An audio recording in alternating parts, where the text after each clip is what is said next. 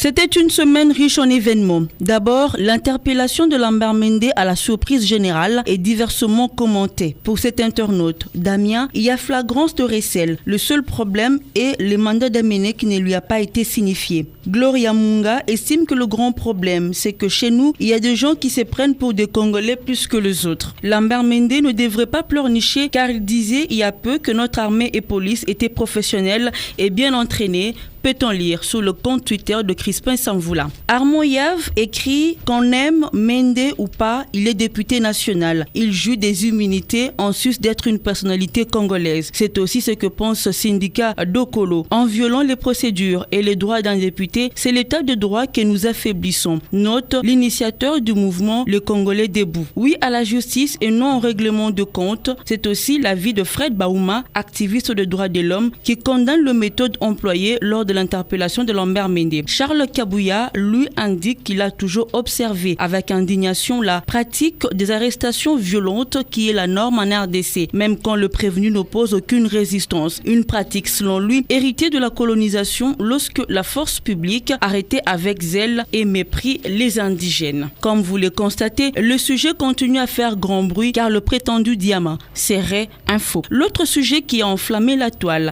c'est la nomination du Premier ministre. Que des messages de félicitations et de soutien des officiels et des anonymes. Illustration, ce tweet de Matata Ponyo, l'ancien Premier ministre, qui félicite le tout nouveau Premier ministre. Dans la même optique, Dieudonné Mwenze, dans son tweet, indique que le choix et la nomination du technocrate prof Ilunga Kamba est une preuve qui démontre à suffisance le souci de nos principaux leaders politiques à trouver rapidement des solutions efficaces aux problèmes socio-économiques des Congolais. Mais ce concert d'enthousiasme n'est pas partagé par tous. En témoigne le tweet de Daniel Shekomba, candidat malheureux à la présidentielle du 30 décembre 2018. Et c'est lui, Dave Bazaïba, qui estime qu'avec plus de 150 mois d'arriérés du salaire des agents laissés à la CNCC, la délivrance de Congolais n'est pas pour bientôt. En réponse à ces tweets, Béni Tamboui informe que la CNCC, c'est 15 000 agents pour une production qui ne couvre même pas le 1/4 de charge de l'entreprise. Et pour clore ce chapitre avec un brin d'humour, cet internaute invite le tout nouveau Premier ministre d'avoir un compte Twitter car il y a aussi un monde ici. Terminons par ce tweet d'Arsène Nama présentant cet élève décédé de suite d'une hémorragie cérébrale et pour cause, son enseignant l'aurait frappé sous la tête. Inadmissible, c'est le mot qui revient